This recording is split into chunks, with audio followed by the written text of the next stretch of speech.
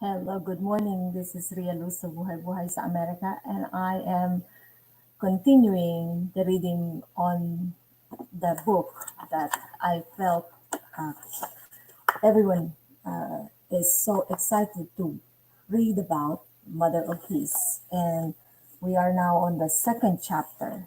As I'm doing this live stream, I wish that you too can join me and read and learn this book. So this time I'm going to share, this is her life story, as well as I am going to, as I also would read this, the book. So I hope you can join me as we read together and learn from her story as well. The title of the book is Mother of Peace. One more. Oh,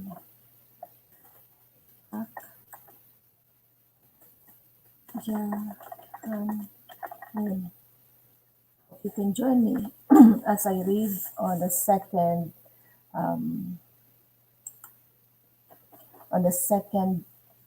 chapter, chapter two, and I have I found this video that maybe it can also help us to learn more about her story. And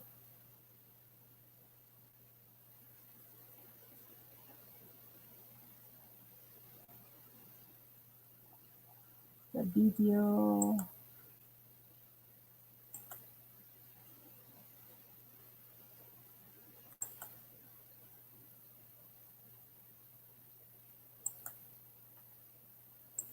and also I'm going to share this with some of my friends who may be interested to come join me.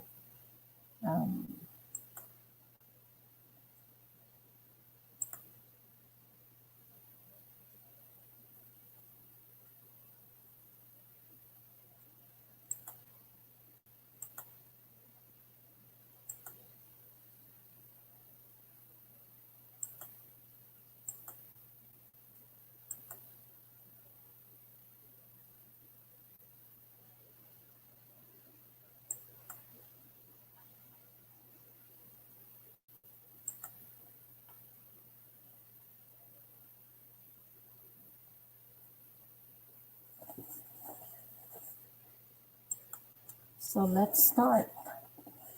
I'll read chapter 2. I came into this world as the only begotten daughter, a tree with deep roots. When I gently closed my eyes and listened to the harsh winds blowing through the cornfield, it sounded like thousands of horses running in the wilderness. It captured the dynamic spirit of Goryonites galloping powerfully across the continent.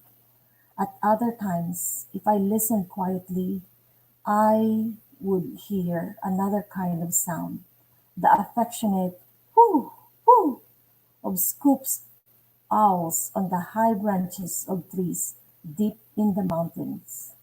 I remember those summer nights when I fell asleep holding my mother's hand, with the sound of hooting owls echoing in my ears.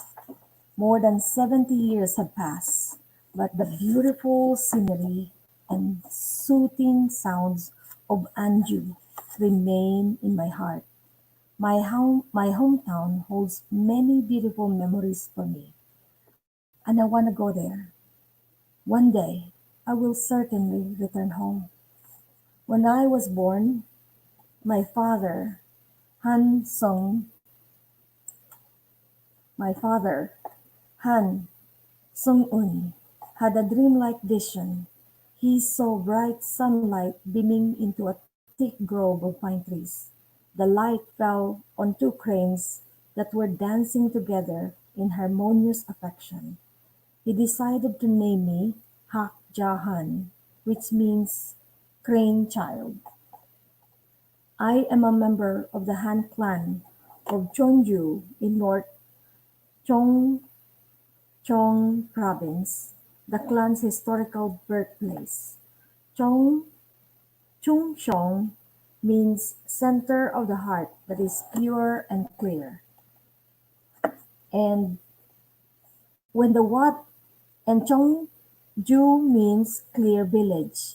When the water in a river or the sea is clear, one can see the fish swimming all the way to the bottom. Living in the pure and clear environment of Chongju, I could see the bright spirits of my pure and humble ancestors. The Chinese character of my family name, Han, has various meanings. It can mean one, symbolizing God. It also can mean big, as in large enough to embrace all created things in the universe, and full, meaning overflowing abundance. The founding father of the Han clan, Han Lan, was honored as a loyal patriot of the kingdom of Goryeo. The king of Korea would recognize persons of civic virtue and reward them with land and a perennial stipend. The court recorded their names in a book of honor, and there is an entry for Hanlan. Hanlan's story is this: he built a bureau for agricultural administration in a district of Cheongju called Bangseyo-dong and turned a large expanse of land into productive farmland. When a war between Korean rulers broke out, Gang Hwang-geon, a nobleman and a military general, passed through Cheongju on his way to do battle with Gyeonghwan, the king of Hu-bakje. Hanlan greeted Hwang-geon, fed his army of 100,000 soldiers, and joined him on the battlefield. Once Hwang-geon became king, he declared Hanlan a loyal patriot. Hanlan's reputation was as a founding contributor to the kingdom has endured through the ages. 3 generations after Hanlan, I was born of his lineage. The numbers 3 and 33 are significant. Jesus asked three disciples Jesus asked 3 disciples to pray with him in Gethsemane. He prophesied that Peter would betray him 3 times before the crowd. Rejected of men, Jesus was crucified at the age of 33, yet he promised to return. He was one of 3 who were crucified on that day, to one of whom he said, "Today you will be with me in paradise." On the third day, Jesus rose from the grave. The number 3 signifies heaven, earth, and humankind. It signifies the perfect fulfillment of both heavenly law and natural law. The Korean people are descended from the Dong-yi race, a wise people who study the stars and were able to ascertain heavenly fortune.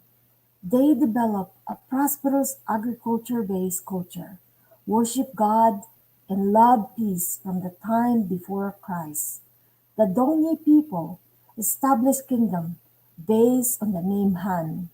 Some people, including my husband, cite records that show that the Han people predate the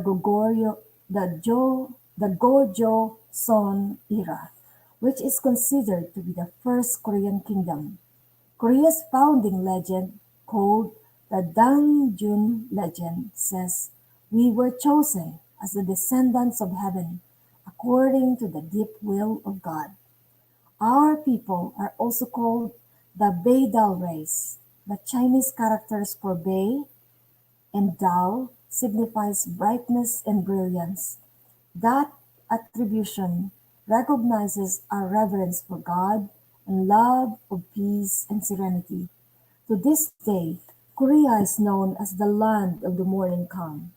Still, the Korean people's 5,000-year history is filled with deep sorrow. Foreign powers constantly march through Korea, trampling us like wild grass and leaving us stripped like the bare branches of a tree in the coldest of winter. But we never lost our roots. We overcame foreign invasions with wisdom and patience and survived as a nation, and of this we are proud. One cannot help but wonder why God allowed these people to suffer such great hardship. I believe it was to prepare a people to whom he could entrust a great mission. We learn from the Bible that God's chosen people always endure great adversity on the foundation of Noah, Abraham, and other providential figures. God prepared the people of Israel as the ones to whom he could send the Messiah, Jesus Christ. Facing rejection, God had to allow Jesus to suffer great trials and hardship and to finally offer his life on the cross. 2,000 years later, God chose the Korean people and entrusted to them his only begotten son and only begotten daughter, the one who can receive God's first love. God needed a man and a woman who could endure suffering and rejection while continuing to forgive and love all people, thus revealing God's heart of parental love. So too, God needed a nation capable of enduring suffering for the sake of all nations. God prepared the Korean people for this. Many peoples have suffered and disappeared from history, but the Koreans endured. Thus God entrusted these people with a noble mission. A hen embraces her brood. When I was born, earth was groaning with anguish as a battleground in which people shed each other's blood.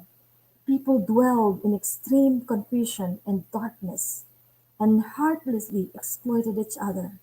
As part of the wretched mosaic, the Korean peninsula suffered undescribable torment under a Japanese occupation that lasted 40 years, from the 1905 Il sa Nunyak, a protectorate treaty between Korea and Japan, until our liberation in 1945. I was born during that period of oppression.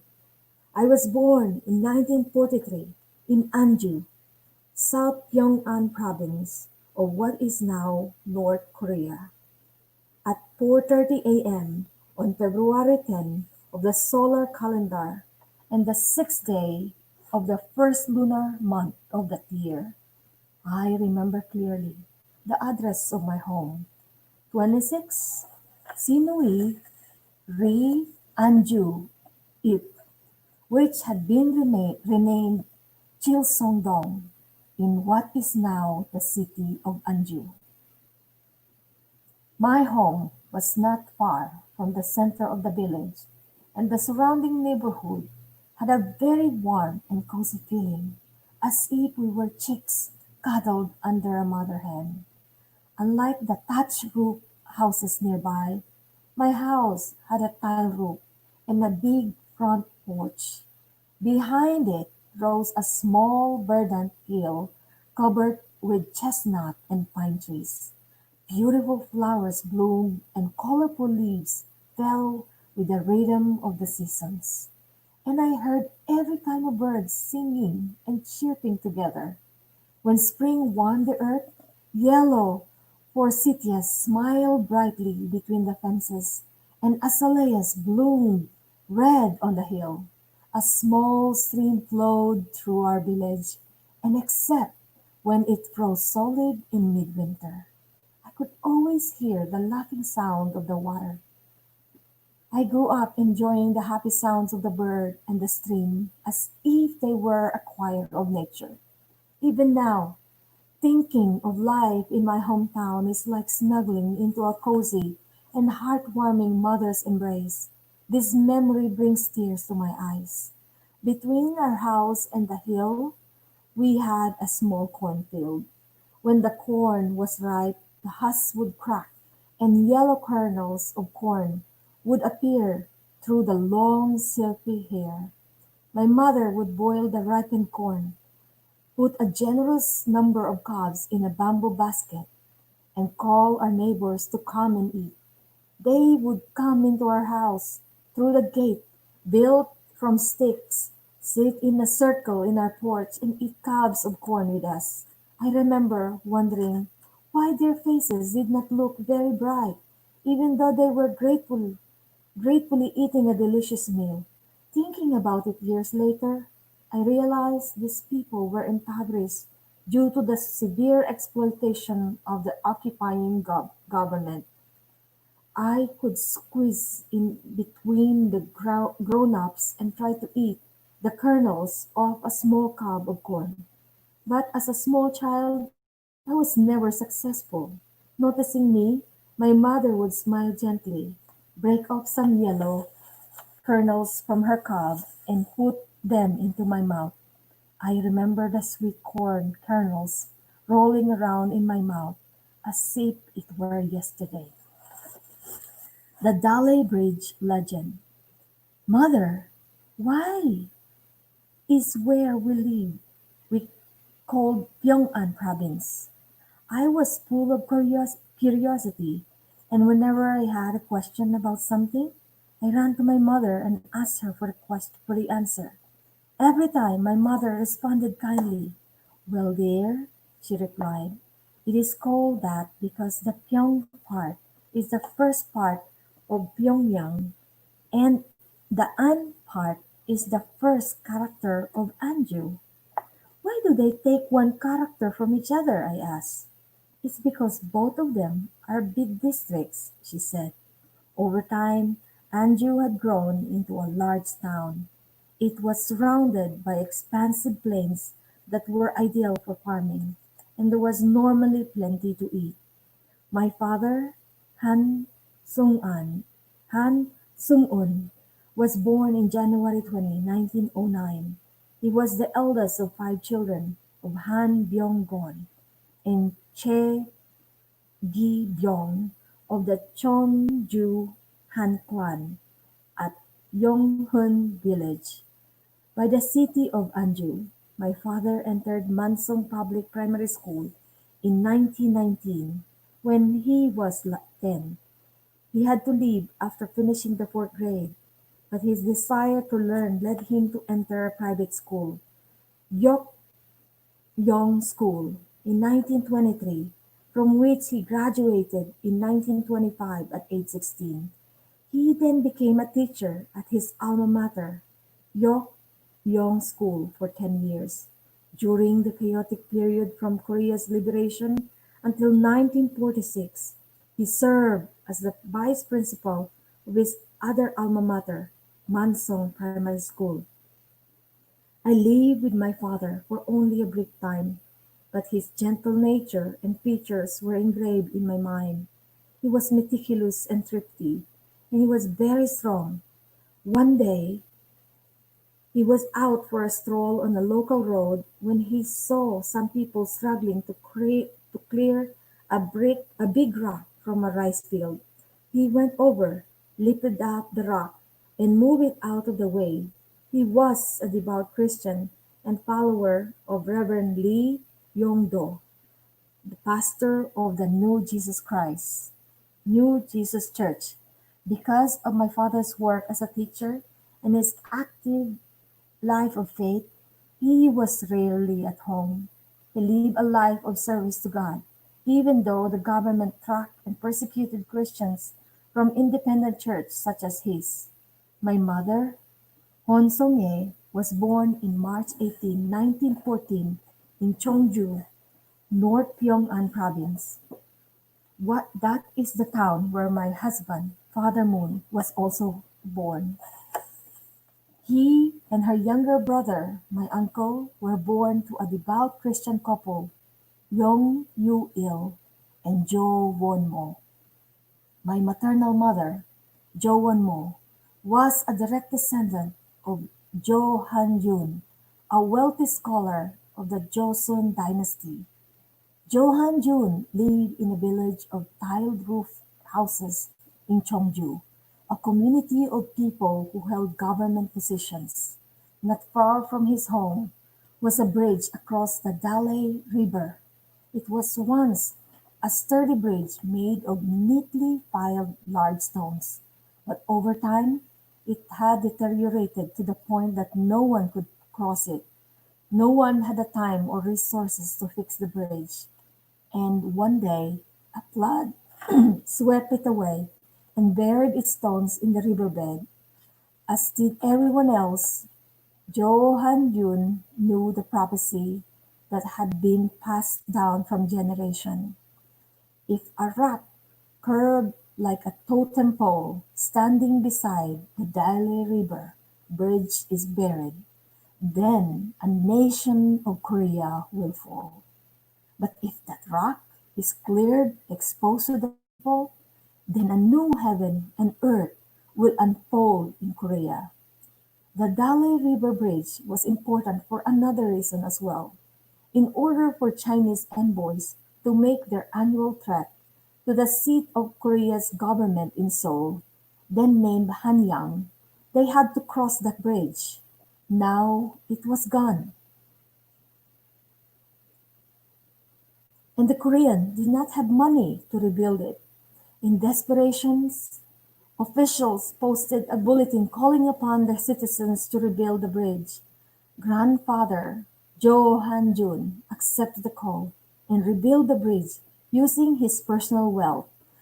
The sturdy new stone bridge was now high enough for boats to pass under. Grandfather Jo Han-jun spent his entire fortune on this task, and when it was done, all he had left were 3 brass coins. These were just enough to pay for the new straw sandals that he needed in order to properly attend the bridge dedication ceremony the next day. That night, he had a dream of a grandfather in white clothes who came to him and said, Hanjun, Hanjun, your sincere devotion has moved heaven. I was expecting to send a son of heaven to your family. However, because you bought the sandals, I will send to your family the princess of heaven.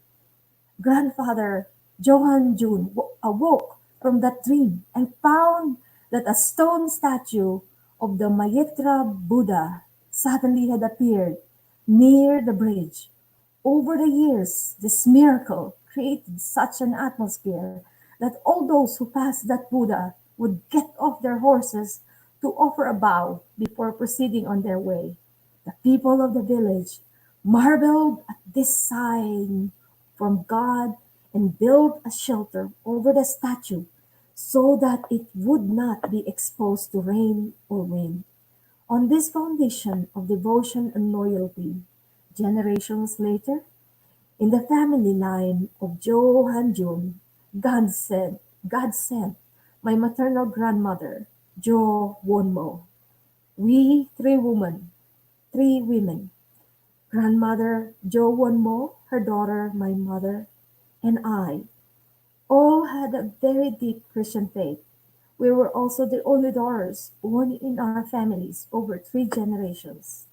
The providence to bring about the birth of God's only begotten daughter on the Korean peninsula was based upon countless conditions of devotion that started long ago with my ancestors Han Lan and Jo Han Jun and continued through the generations to this time. God is your Father. My sweet child, shall we go to church? When I heard those words, I would run to my mother. She would take my hands in hers, and we would walk to church. I think the long walk with my mother was why I liked going to church. One Sunday, as we arrived back at our village after church, my mother stopped to in her track. She plucked a wildflower blooming shyly on the roadside and tucked it into my hair. Right behind my ear, she kissed my cheek and whispered to me with a delicate, loving voice. How pretty you look, my one and only daughter of the Lord. My mother's eyes always looked the same. They were clear and deep, almost as if her irises were one with the blue sky. As I returned her gaze, I could glimpse traces of tears, but not knowing her deep heart, I was only excited and delighted by the words, one and only daughter of the Lord. Mother often called me precious daughter of the Lord, with emphasis as if she were praying. Throughout her life, this was the term that she used when she prayed for me, her only daughter. In this way, I grew up thinking honored that I was the daughter of God, the daughter of the Lord. My maternal grandmother, Jo Wonmo, also looked into my eyes and told me clearly, God is your father. Because of that, whenever I hear the word father, my heart would burst in my chest. For me, the word father brought to mind not my own father, but our heavenly Father. Because such, I feel tearful because I feel the same. Um, because of such love in my home, I never worry about my life. Despite our poverty and despite my father not being with us, I always was content. I was be- this was because I knew that God was my father, that he was my reason for being alive, and that he was always right there by my side, taking care of me. I sense that God was my real parent from the moment of my birth. I realize now that I had a sensitive spiritual intuition. My husband recognized this in me, and complimented me for my insight into things that were taking place. He did so sometimes during his talks to members. My grandmother and mother taught me the duties of heavenly love and not to obsess over what is going through personally. They set the example for me, obeying God absolutely and wholeheartedly. For him, they did not mind carrying out exhausting endeavors. They seemed to melt their very bone marrow. They offered their devotion of prayer most earnestly and carefully, almost as if they were rebuilding a tall stone tower. They also made other extraordinary conditions that I didn't fully understand. They would bow before Jesus hundreds and even thousands of times in a day. They cooked meals for Jesus and sewed clothes for him, as if he were living in our house with us. And they did the same for the Lord, whom they expected to return to Korea. They shared their faith with everyone they met, and their meager food and resources with anyone who needed it. Their generous and happy spirits moved me and shaped my character as I grew up.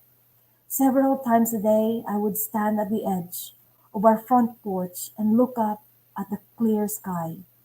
It was astonishing how often I saw 3 or 4 beautiful cranes in flight. I would continue my gaze at the sky even after the cranes were out of sight, my arms wrapped tightly around my chest to contain my heart, which I felt was about to burst out of me and join the cranes in the heavens. One day, one out of the blue, my mother asked me, "Do you know how you cried when you were born?" "I was a little baby," I replied, "so I must have cried. Wah!" "No, you didn't," she said. "You cried la la la la, as if you were singing. Your mother said, perhaps this child is going to grow up to become a musician." I engraved her words in my heart, for I thought they might symbolize my future. However, my mother was not done telling me about my infancy. She said that after she ate her first bowl of seaweed soup, the traditional meal for a mother after birth, she cradled me in her arms and fell asleep. As she dreamed, she saw Satan, A monstrous demon appeared before her. He shouted so loudly that even the mountains and streams rang with his fearsome voice. If I let this baby be, the world will be endangered, he yelled. I must do away with her right now. He made us as if Suddenly he made as if to strike me. My mother held me closely and cast upon him all her energy to declare his defeat. Satan, be gone at once, she said fiercely. How dare you to try to hurt her when she is the most precious child to heaven? I cast you out in the name of the Lord. Get out of my presence. You have no right to be here. Heaven has claimed this child, and your days of power have come to an end. Mother was shouting so loudly that my grandmother rushed into the room and shook her. She collected herself, looked deeply into my face, and searched her heart for the reason Satan was trying to strike me. She took this experience as a sign that I was destined to strike the head of the serpent, and this was the answer to her and my grandmother's prayers. I must raise this child with complete devotion. My mother vowed to herself, I will raise her to become a pure and beautiful girl for the Lord and protect her from the pollution of the secular world. After a month later, she had another dream. This time, a heavenly angel, dressed in shimmering white, came to her on a sunlit cloud. Son-e, the angel spoke. I am sure you must feel incapable to prepare this baby for the service that our Heavenly Father has in mind. But don't be. This baby is a daughter of the Lord, and you are her nanny. Please devote all your energies to raise her with absolute faith, love, and obedience. Satan, however, did not give up. Until we left North Korea, he would appear in mother's dream, looking hideous and voicing threats, both dramatic and subtle. My mother fought hard to protect me over a number of years. When I heard about these dreams from my mother, I became very serious. Why was Satan trying to hurt me? And why did he keep stalking me? I wondered. My father played an essential role. All right, from now on, you should wear this when you go out, my maternal grandmother told me. I looked at the strange footwear and asked, what are these? They are called high heels, he said. During the Japanese colonial rule in rural Korea, Western fashions such as high heels were almost never seen in rural areas. My grandfather, Hong Ju-il, however, was an enlightened gentleman who welcomed modern things. He personally had gone into the city and bought these high heels for all the women in his family. He was tall, friendly, and handsome, and everyone highly respected his progressive thinking. Even though he had grown up in a household of strict Confucian tradition, he was ahead of his time.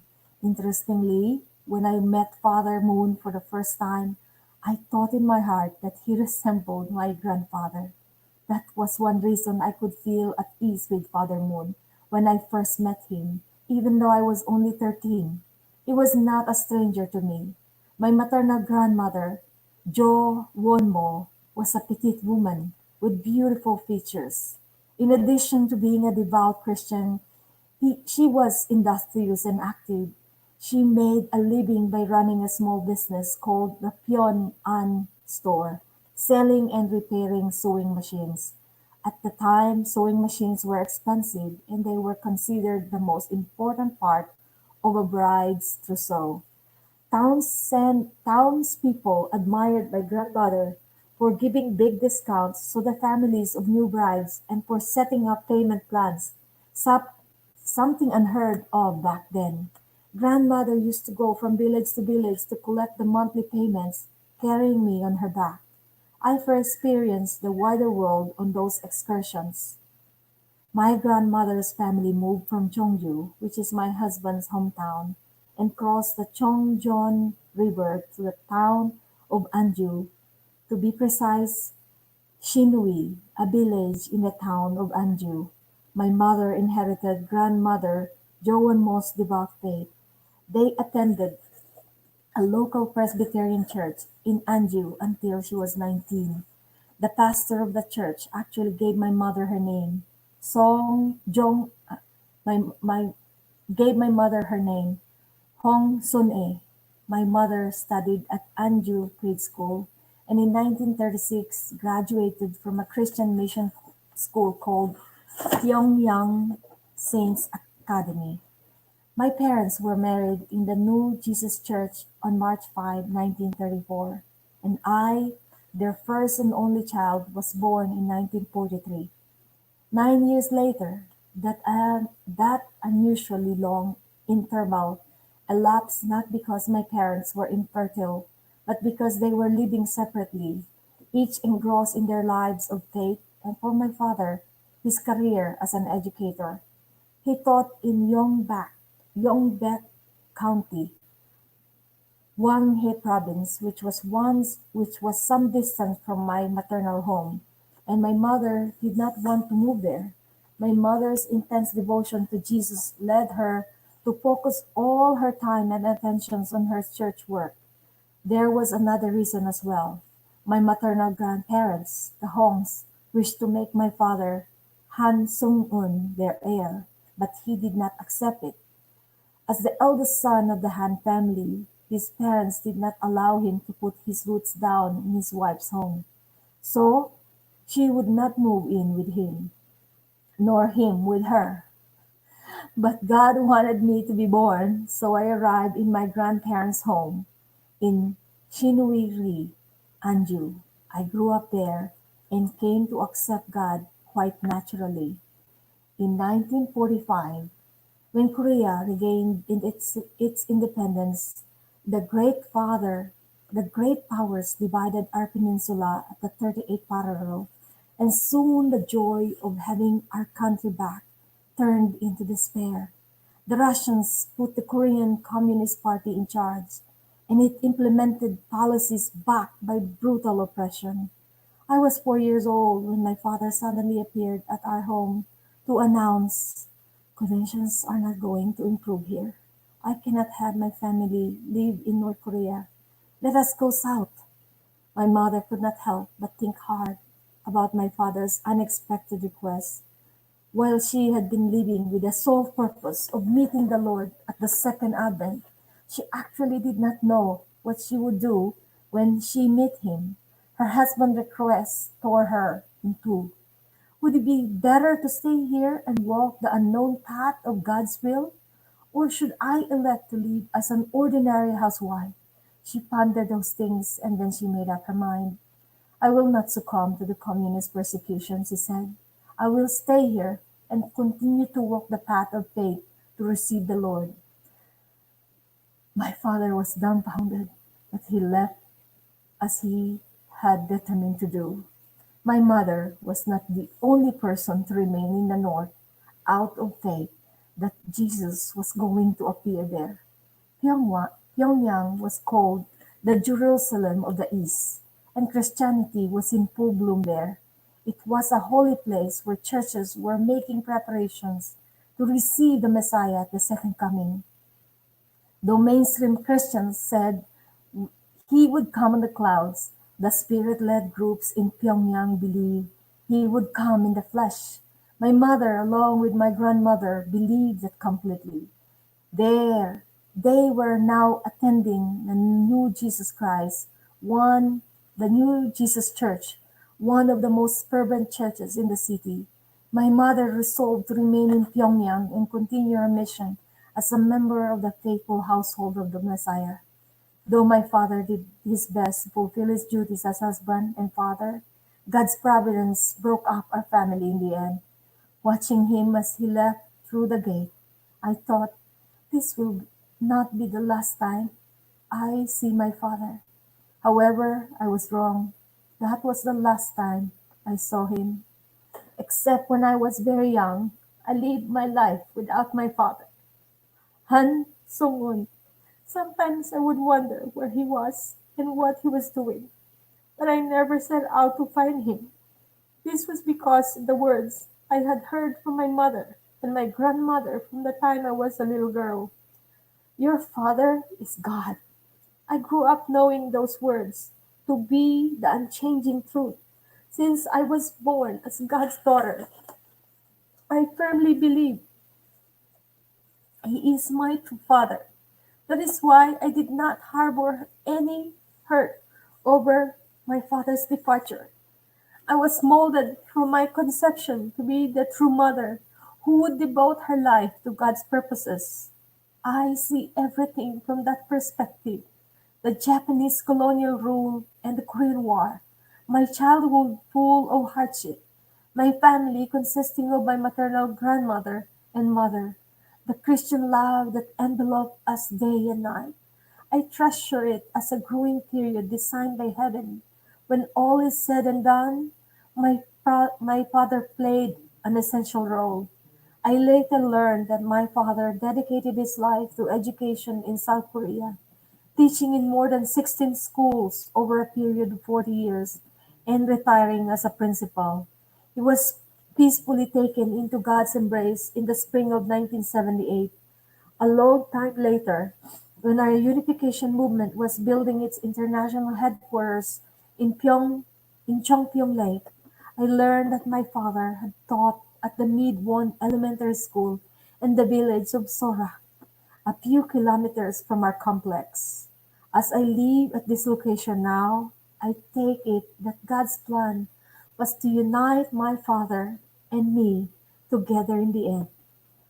God calls those whom He chooses. On the foundation of 6,000 turbulent years of God's providential history, the only begotten daughter came to this earth. Innumerable people waited impatiently, ignorant of what it was they were waiting for, having no concept of the having no concept of the only begotten daughter from the teaching of the world's religion.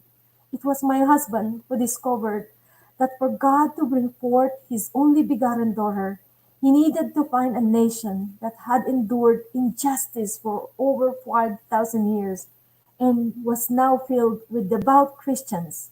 That nation is Korea. From ancient times, Koreans loved peace and wore white clothing out of reverence for God and their forebears. This spirit of filial piety, loyalty, and chastity, which are the fundamentals virtues of human life, lives and breathes in the history of Korea. Moreover, historically speaking, Korea is the place where the world's religions have borne fruit, even though its history of Christianity is not long. God chose it as the nation and people to whom he could send his only begotten daughter. Father Moon realized that God would work through a family in which the hearts of three generations of only daughters were connected in sacrificial faith. The Holy Spirit guided Father Moon to discover this in the Bible, so no one else saw it. As these conditions were fulfilled, only then could the Mother of Peace, destined to bring about a peaceful world, be received on this earth. Every one of us needs to feel deeply grateful for being born. There is not one person whose birth is meaningless.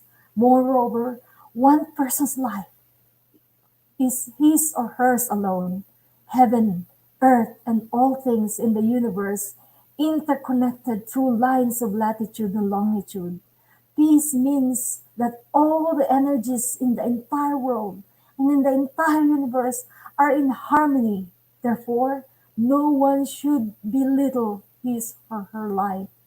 We should deeply realize that everyone is a precious being, born through a sacred workings of the universe. As for me, I was born in the midst of a world consumed by chaos, in which no light of hope was to be seen. The Second World War set in motion in the autumn of 1939. I was growing even more intense. German fascism and Japanese imperialism were straining Europe and Asia with blood, with the exception of Britain. Most nations in Europe had been trampled by Hitler, and even Britain was suffering constant air raids from Nazi Germany. The plight of Korea, a Japanese colony, I was just as wretched. My warm childhood experience notwithstanding, Koreans endured a tremendous struggle just to survive and find food to eat and clothes to wear. At the end of the war, as the end of the war approached, Japanese soldiers raided Korean homes and confiscated everything metal, even the brasswares used in ancestral rites to create weapons. All rice went to feed Japanese soldiers, with the Korean peoples left to starve. Farmers who harvested rice with their own hands did not get to eat even a morsel of that rice. Japan went as far as to ban the use of Hangul, the Korean alphabet that encompasses the spirit of its people, and to force us to renounce our Korean names and adopt Japanese names. All young Korean men were drafted, either to fight on the battlefields far from home or to work long hours in coal mines and factories. Even in the midst of such hardship, our people set forth to reclaim our nation. In 1940, Koreans set up offices of the provincial government of the Republic of Korea in Chongqing, China, and and established the Independence Army. These patriots believed that the expropriation of Korea was only temporary, and had a firm resolve to liberate their fatherland. While the war raged on, in April 1941, Korean independence movement organization abroad came together as the Christian Academy in Kalihi in Honolulu, Hawaii. At a rally for the Korean people, representatives from 9 organizations, including the Korean National Association in North America, the Korean National Association in Hawaii, and the Korean National Independence League, pledged with one heart to fight the Japanese military for the liberation of their homeland. On January 1, 1942, 1 year before I was born, representatives of 26 allied nations gathered in Washington, D.C. They signed a declaration pledging to end the war and then work together toward peace. This created the opportunity for Korea, which had been invaded and colonized by Japan, to regain its independence. From the viewpoint of God's hand that rules from the viewpoint of God's hand that rules history, this was his preparation to ensure that the only begotten daughter would grow to maturity in a nation with its own sovereignty. Decades earlier, in March 1919, grandmother Jo Won-mo took to the streets carrying my mother, Hon Sung-ye, then 5 years old, and desperately cried out for independence. She did so knowing only by faith that she was making preparation for the birth of the only begotten daughter. The world and its people endured great suffering in the year 1942 for the same purpose. In the late spring week that year, my father and mother finally spent some time together, and I was conceived. Christianity and the only begotten daughter. From the moment of the fall, God worked his providence to send his beloved only begotten son and daughter to humankind. After many foundations were laid, some bearing fruits, others claimed by Satan, his plan developed dramatically in Korea. From the early 1900s, spiritual fires flared up among Pentecostal Korean Christians who received guidance about God's providence. Many groups believed that the returning Lord would appear in Pyongyang. Exemplary among these was a particular lineal succession of churches, the the New Jesus Church, led by Reverend Lee Yong-do, the Holy Lord Church, led by Reverend Kim Song-do, and the Inside the Womb Church, so named to emphasize that the returning Lord will be born of a woman, led by Reverend Ho Ho Bin. All three overcame oppression, on one side from the non-Christian government and on the other from the mainstream denominations. Amid such pressures, these churches completed the Christian foundation to receive the only begotten Son and only begotten daughter. The eastern Korean peninsula, upon which the sun first rises, is a region of mountains, and the western peninsula, where the sun sets, is a region of valleys, following the principles of geomancy. Spiritual works led by men unfolded in the mountains of the east. At Wonsan in Hamgyong province, the spiritual works led by women unfolded in the valleys of the west, at Chosan in Yong'an province. Representative among such women were Kim Song-do of the Holy Lord Church and the Ho Ho Bin of the Inside the Womb Church. Representative among the men who ignited spiritual works were evangelists Wang Gukju, Reverend Baek Namju, and Reverend Lee Yong-do of the New Jesus Church. My mother grew up in the mainstream Presbyterian Church, but my grandmother connected to various spiritual-led groups, and when the time was right, introduced her spiritual life to my mother. Long before Korea's liberation in 1945, my grandmother and mother both offered fervent devotions, live a life of self-sacrifice, and serve others with perseverance, with their sole focus being on receiving the Lord at his second advent. In those days, Wang Gukju, with some 50 followers, set out from Jingdao, northeast China, on a pilgrimage across the Korean peninsula. They witnessed to their faith, ate nothing but flour mixed with water, and performed miracles at revival meetings. The Holy Spirit often came to the evangelist's sister, Huang Unja. She, as well as Reverend Lee Yongdo, a local pastor whom she had met at one of their revivals, deeply impressed my mother, who joined the pilgrimage. Mother walked with them on their witnessing journey from Anju all the way to Xinhuiju near the border with China. They preached God's word as they went. Politically speaking, it was a fearful age for anyone who so much as alluded to the existence of the Korean people could be arrested by the Japanese police. But the group service were so powerful that even police detectives sent to spy on the meetings could be deeply moved. The witnessing journey was not a pleasure trip. It was a course filled with hardship. They had nothing but the clothes on their back, and the residents of the villages were just as destitute. Nonetheless, these believers walked as many as 40 kilometers every day and night, and lit the fire of the Holy Spirit in every village they visited. My mother made a journey through Xinyu and on Gangge, arriving there on the 100th day of their pilgrimage. At that point, the witnessing team sought to cross the border with China into Manchuria, but this proved to be impossible, and they returned home. By the time they returned to Anju, Reverend Lee Yongdo had established a congregation called the New Jesus Church. My mother decided to join the church and invested in her revitalized life of faith.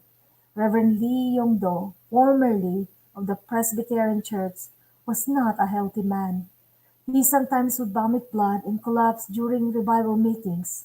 He created the founding council of the New Jesus Church in Pyongyang, but before he could do more, he passed away at the young age of 33 in Wonsan. After his funeral, the New Jesus Church began again under the leadership of Reverend Lee Hobin. For 3 years, beginning in 1933, my grandmother and mother practiced their life of faith at the New Jesus Church in Anju, with the belief that she needed to be pure to receive the returning Lord. My mother repented tearfully every day. Then one day she received a revelation from heaven. Rejoice, your baby is a boy. He will become the king of the universe, and if a girl, she will become the queen of the universe. She was sitting under a moonlit sky early in the spring of 1934, just 21 years of age. Although it was a revelation from heaven, her actual circumstances were not such that she could easily embrace such words. Nonetheless, she calmed her heart and accepted it serenely.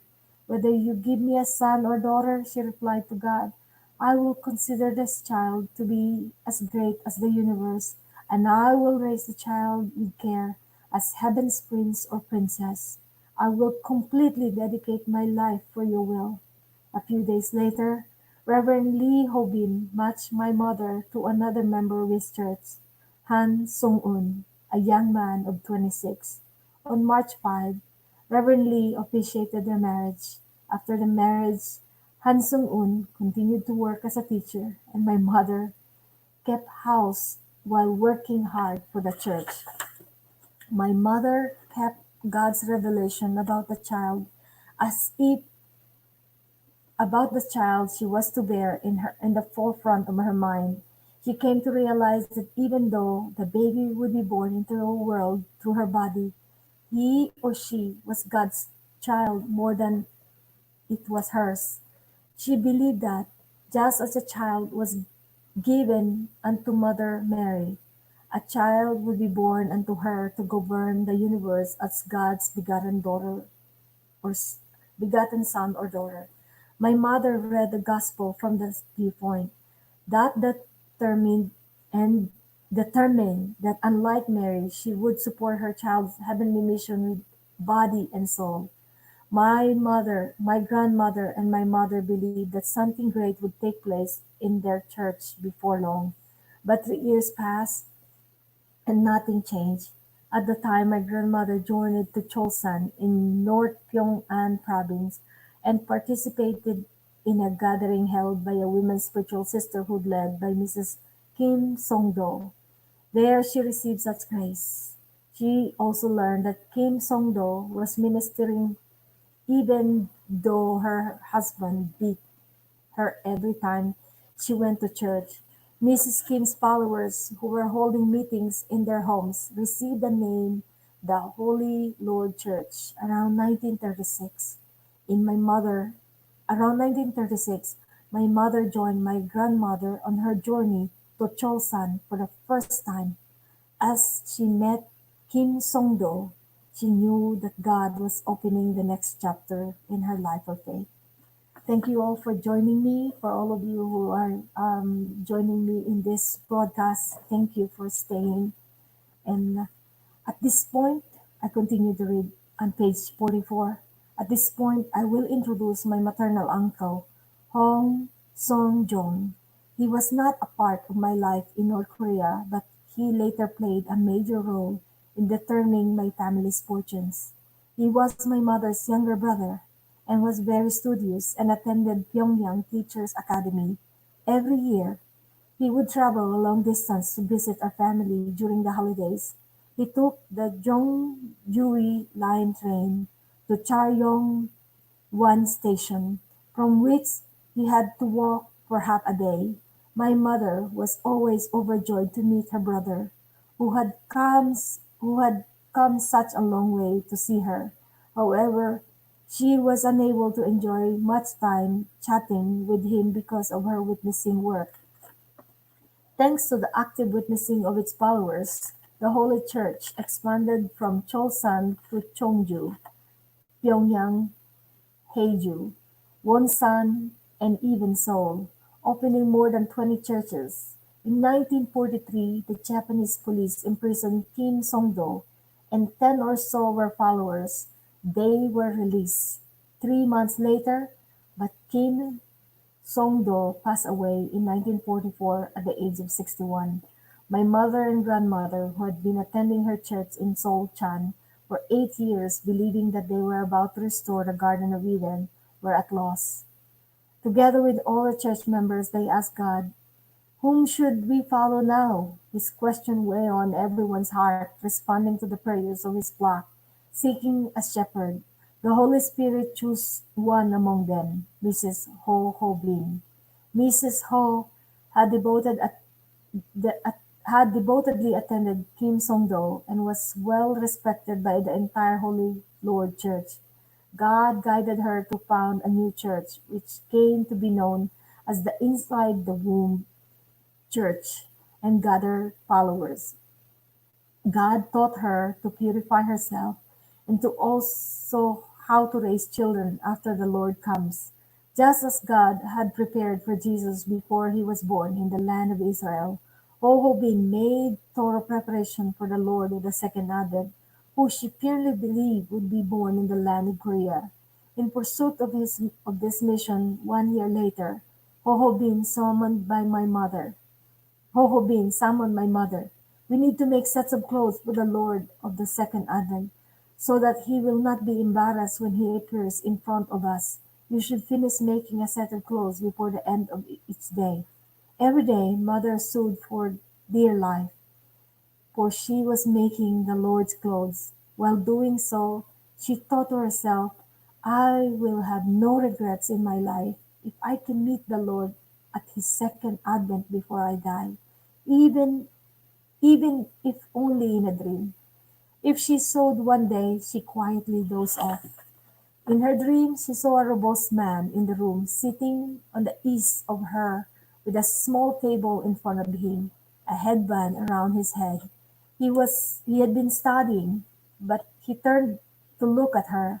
I am studying this hard just to find you. Those words moved her to tears, those words moved her to tears of gratitude and appreciation. She awoke from the dream and realized that this man was the returning Lord. On this day, thank you so much for joining me. And um, I am still reading. I apologize. It's a very long chapter, and I just finished on this. During that interim, my grandmother and mother were focused with yearning.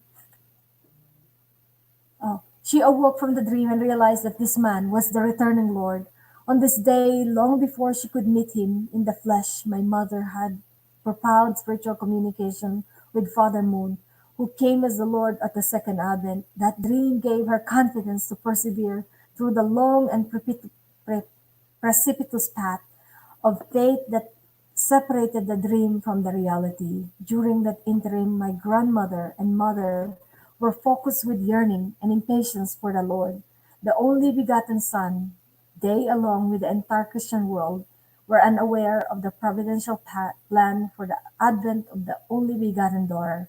Father Moon himself was the only one who understood this. As this illustrates, God unfolds the providence step by step, not disclosing the providence of restoration except to those who need to understand and who have set the conditions to do so. Thank you so much for joining me. And I end in page 46. And for all of you who came, maraming salamat po. And for all of you who joined me, thank you so much. Tons Pua, uh, thank you so much for joining. And thank you for being here and listening to me. And thumbs up to Don Diego TV. Thank you so much and for your support. And Charlotte Namdo, thank you so much. Ndambo, good morning and happy new month to you. Yes, today is July 1st and happy new month. And Sir Channel all the way from Japan came to join me. And thank you so much. And um, appreciate all of you and for giving me a thumbs up and giving me your full ears listening to this. Thank you so much for coming to my live stream and for all of you who are present today. And even Kubashi Shogun TV, let's be friends, just full watch and mag-comment ng related sa video. Thank you so much. Kubashi Shogun TV and for joining me. and Lori Blog Sing, and Nundun GT, my sister Belle's blog. Tamsak po tita, and for being here for with me, and Lori Blogsing and Cedric GT. Thank you so much for joining. And this is how I end my broadcast. And God bless you all. Maraming salamat for joining me. And please get your copy, Mother of Peace, and the world, and God shall wipe away all tears from their eyes. I hope that you get the chance to get this book, and let's share this wonderful book to all. This topic is very long. This chapter is about her Mother Moon's genealogy and her family, but I'm sure so many said this book is so deep. So let's continue to share this wonderful book to others. And that's why I'm reading it with you as I'm learning this book. I'm reading it for the first time as well. And so thank you so much, and God bless you. Bye bye. Thank you.